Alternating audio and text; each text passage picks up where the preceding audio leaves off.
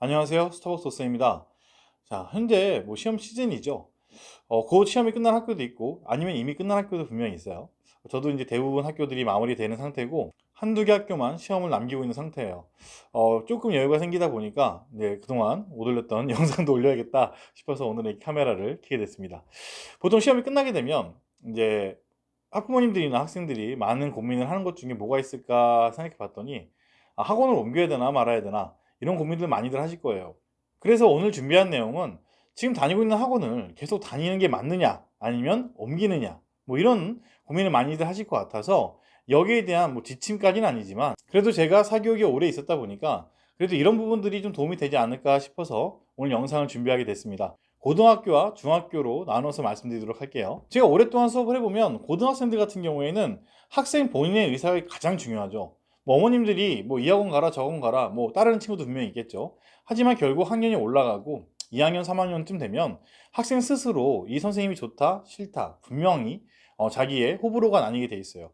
아무리 좋은 학원이나 선생님을 소개를 받아도 학생 본인이 그 선생님이 하기 싫다 그 학원에 가기 싫다고 한다면 사실 아무 의미가 없죠. 그래서 고등학교는 학년이 올라갈수록 아이의 의견을 무시할 수가 없어요.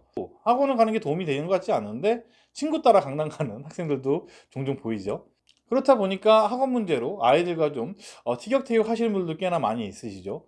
제가 오늘 말씀드리고 싶은 것은 이제 학부모님들께서 그래도 기준을 좀 정확하게 가지고 계셔야 아이들과 좀 대화하기도 좀 수월하실 것 같아서 학부모님들이 먼저 체크를 해보셔야 될 학원을 옮겨도 될까 말까 요런 기준을 좀 한번 말씀드려 볼까 해요.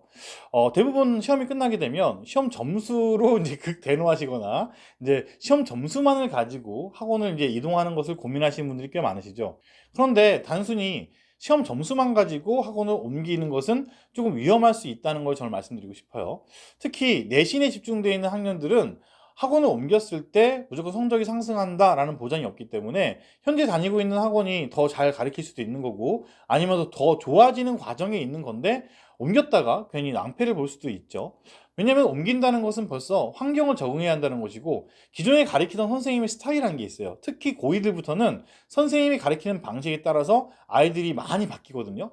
개념을 익히는 방법부터 연산 방법, 특히 수능과 이제 밀접하게 연관되는 시기이기 때문에 학생들이 고2 때부터 만난 선생님 같은 경우에는 한 번 적응이 되면 바뀌어서 다른 선생님과 적응하기가 좀 쉽지가 않은 부분이 분명히 있어요. 특히 내신은 더 심하고요, 그게. 자, 고등학교 같은 경우에는 학원을 옮겨야 될 때 일단 1차적으로 학생이 그 선생님을 마음에 들어야 되는 게 맞죠. 그래서 어떤 결정권을 줄 때는 무조건 학생한테 주는 게 맞아요.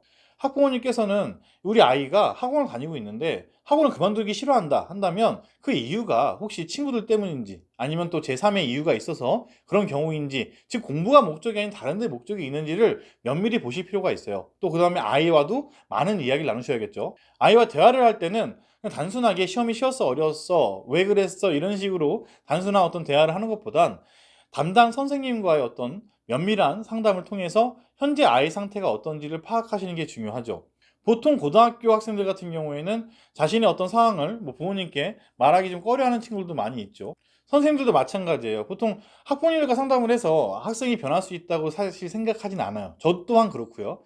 보통 이제 고등학생 정도 되면은 이제 아이들이 선생님과의 어떤 관계, 그다음에 어떻게 하자, 어떤 방향성에 대해서 이제 피드백을 주고 그런 부분들이 마음에 들면 계속 그 학원을 다니고 아니면은 이제 옮기는 그런 걸 결정하기 때문에 학생들이 이제 보통 아직 어리다고 생각하셔서 그냥 아무 생각 없이 학원 다닌다고 생각하실지 모르겠지만 고등학생 정도 되면 자신이 공부하는 방향이 도움이 된다 안 된다 명확하게 나와요.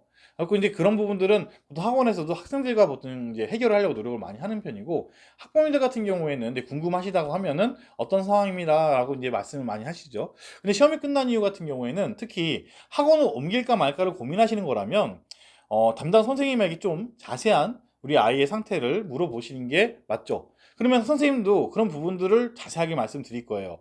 자, 그 내용을 들으시고 나서 아이와 좀 대화를 해보시면 조금 더 많은 걸 좀 얘기할 수 있을 거예요. 현재 선생님은 이렇게 얘기하고 있는데 너는 어떻게 생각하니? 선생님이 말한 게 맞다고 생각하니? 이렇게 아이와 대화를 해보시면 아이 스스로도 그런 부분이 맞다 안 맞다 이런 부분이 나올 거란 거죠. 그런 격차가 심하다. 선생님이 말한 거와 학생이 말한 게 너무 다르다 한다면 학원을 옮기는 게 맞다고 저는 생각을 해요. 어떤 분들은 그런 담당 선생님과의 어떤 피드백 없이 바로 다른 학원들을 많이 알아보시는 분들 꽤 많으시죠. 그런데 그렇게 상담을 가보시면 자기 학원이 잘 가르친다고 다 광고를 하지 못 가르친다고 하는 학원은 절대 없을 거예요. 그러니까 그런 식으로 소모성으로 자꾸 시간을 버리지 마시고 일단 기존에 있는 학원 선생님한테 먼저 피드백을 받는 게 우선이다. 그 다음에 그 내용을 가지고 우리 아이와 한번 면밀하게 검토를 하시는 게 더 옳지 않을까 저는 생각을 해요. 그 다음에 학원을 옮길 때 보통 이제 자료 때문에 옮기는 친구들도 꽤나 있어요. 그 자료가 우리 학원에서는 안 주는 자료인데 다른 학원에서는 되게 좋은 자료를 줘가지고 제가 시험을 잘 봤다 하더라. 그러면 또 당연히 혹할 수밖에 없죠. 그러니까 내신 특화 자료 같은 걸 더 얻기 위해서 학원을 무작정 옮기는 친구들도 있는데 저는 그런 건 옳지 않다고 봐요. 만약에 최상위권 친구라면은 전 충분히 이해할 수 있어요. 그런 부분은 최상위권 친구인데 그런 자료 하나로 1점, 0.1점 이렇게 차이가 나가지고 등수가 갈릴 수 있기 때문에 당연히 그런 거는 신경 쓸 수밖에 없지만 실제로 지금 점수가 안 나와서 고민하는 친구들이면 중하위권 친구들이 가능성이 굉장히 큰데 그 친구들은 그 자료 하나 때문에 중하위권인 게 아니거든요. 본인 실력을 더 키워야 돼요. 오히려 그러면 학원을 옮길 때 가장 중요하게 봐야 될 것은 자기가 공부하기 싫을 때 또는 공부를 안 할 때 그럴 때 자기를 얼마나 잘 잡아주고 자신의 공부 방향이나 습관을 잘 잡아줄 수 있는지가 가장 중요한 요소로 보시는 게 맞죠. 자, 중학교 같은 경우에는 학원이 보여주기식의 준비 과정에 좀 집중해서 학생을 가르친 게 아닌가라는 것을 한번 점검해 보실 필요가 있어요. 예를 들어서 학원에 있는 시간이 오래 있다고 해서 학원에서 하고 있는 역할이 잘하고 있다라고 그냥 단순하게 생각하시면 안 돼요. 어떤 학원들은 학생을 잘 챙겨주면서 오랫동안 붙잡아서 아예 습관을 잡아주려는 학원도 분명히 있어요. 근데 그런 게 아닌 그냥 단순하게 문제만 계속 풀리면서 그냥 학원에 앉아있다? 한다면 조금 고민을 해보셔야 돼요. 자, 중학교 같은 경우에는 가장 중요한 것이 자기주도 학습을 시켜야 되는 것이거든요. 그게 정말 쉬운 일은 아니죠. 하지만 그래도 집에서 학부모님과 학원이 같이 공조해서 학생이 자기주도 학습을 할 수 있도록 계속 집중을 해줘야 돼요. 그런데 단순하게 학원을 가서 오래 있으면서 문제만 계속 풀다 온다, 그냥 시간만 버티다 온다 한다면 일단 자기주도 학습을 잘할 수 있는 어떤 그런 시기를 놓치게 될 수 있기 때문에 그런 부분들은 조금 조심하셔야 되는 거죠. 요즘 중학생 대상으로 하는 학원들 중에서 중학생들이 어떤 숙제까지 학원에서 다 모두 끝내고 집으로 귀가시키는 학원들도 꽤 있죠. 저희 지역도 있고 많은 서울에 있는 학원들도 그러고 있어요. 당연히 학부모님 입장에서는 집에 와서 아이가 숙제했니 안 했니 이런 걸 말다툼할 필요가 없으니까 굉장히 편하실 수 있어요. 근데 저는 뭐 이 말하면 안 좋아하실 분도 많이 계시겠지만 제 생각에는 근데 아이들을 집으로 돌려보내야 되는 게 학원의 입장이라고 생각을 해요. 자기주도 학습을 시키고 공부하는 시간을 집에서 공부하는 시간을 많이 늘려줘야 되는 거지 학원에서 붙잡고 무조건 공부를 시킨다고 해서 이 아이가 고등학교 가서 잘한다? 사실 전 이거는 약간 의문부호가 좀 붙는 상황이기도 하거든요. 고등학교 때까지도 아이를 정말 붙잡아 놓고 학원에서 할 자신이 있다면 그렇게 하는 게 뭐 저는 특별히 문제가 없다라고 말할 수 있겠지만 고등학교 때는 어차피 자기주도 학습을 하지 않는 친구들은 저 상위권으로 올라갈 수가 없다는 건 누구나 아시잖아요. 그러다 보니까 고등학교 때 갑자기 가서 그렇게 할 수 있다?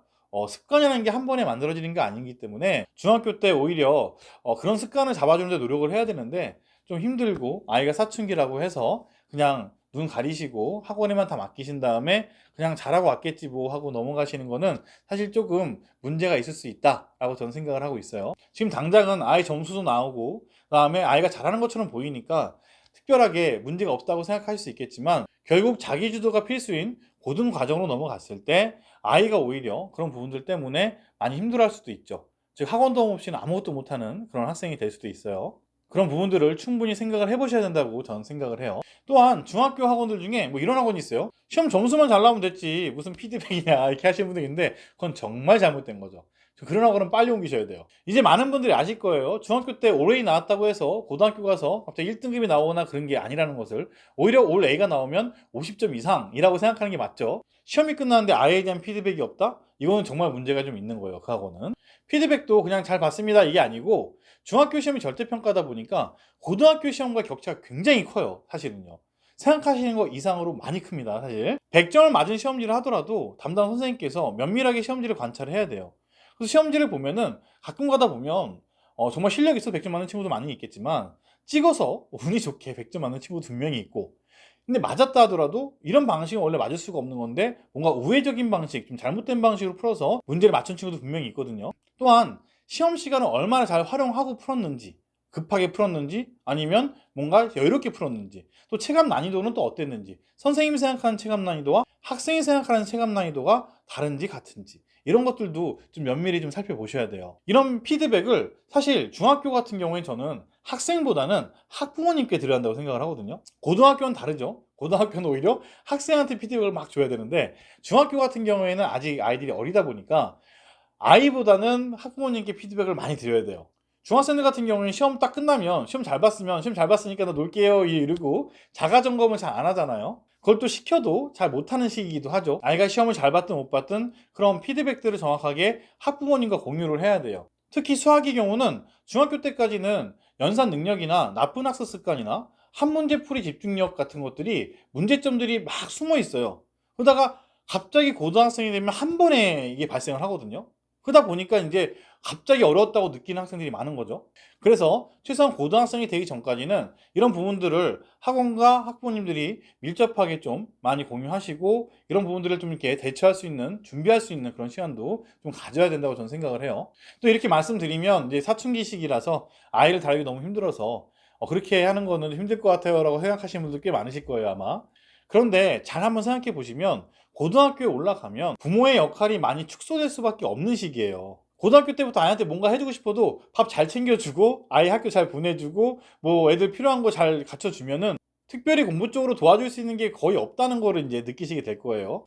그래서 좀 힘드시겠지만 사춘기가 좀 심한 자녀를 두신 학부모님들께서는 다소 다툼이 있다 하더라도 아이와 대화를 계속 시도하시는 게 좋아요. 중학교 시기가 부모님들 입장에서는 아이와 어떤 학습을 케어할 수 있는 마지막 시간이라는 것을 좀 알아주셨으면 좋겠어요. 마지막으로 한마디 더 말씀드리면, 중학교 시험은 난이도가 중요한 시험이 아니에요. 난이도보다 아이가 알고 있는 것을 얼마나 실질적으로 시험에 녹여낼 수가 있는가, 이런 거를 검토하는 시기가 돼야 돼요. 시험이라는 것이 당연히 결과가 중요한 게 맞죠. 하지만 중학교에서의 시험은 고등학교 시험을 대비하는 하나의 과정으로서의 의미가 더 크다는 걸 아셔야 돼요. 중학교 때부터 시험을 준비하는 이런 과정들이 루틴으로 자리 잡혀야 되는 거고, 그런 경험들이 많을수록 아이는 고등학교 올라가서 시행착오를 덜 할 수 있게 되는 거죠. 시험 점수가 낮다 하더라도 시험이 너무 어려워서 그런 거라면, 실수한 것이 없나 봤을 때 자신의 역량만큼을 충분히 해낸 아이라면 점수에 상관없이 전 칭찬을 많이 해줘야 한다고 생각을 해요. 반대로 점수가 높다 하더라도 실수가 반복되고 그냥 점수만 높으면 되지 뭐 라고 생각하고 있는 아이라면 반성할 수 있도록 방향을 잡아주는 것이 학부모님과 학원이 해야 될 역할이 아닐까 생각합니다. 자, 오늘 영상은 여기까지 하고요. 다음 영상에서는 좋은 영상으로 찾아뵙도록 하겠습니다. 감사합니다.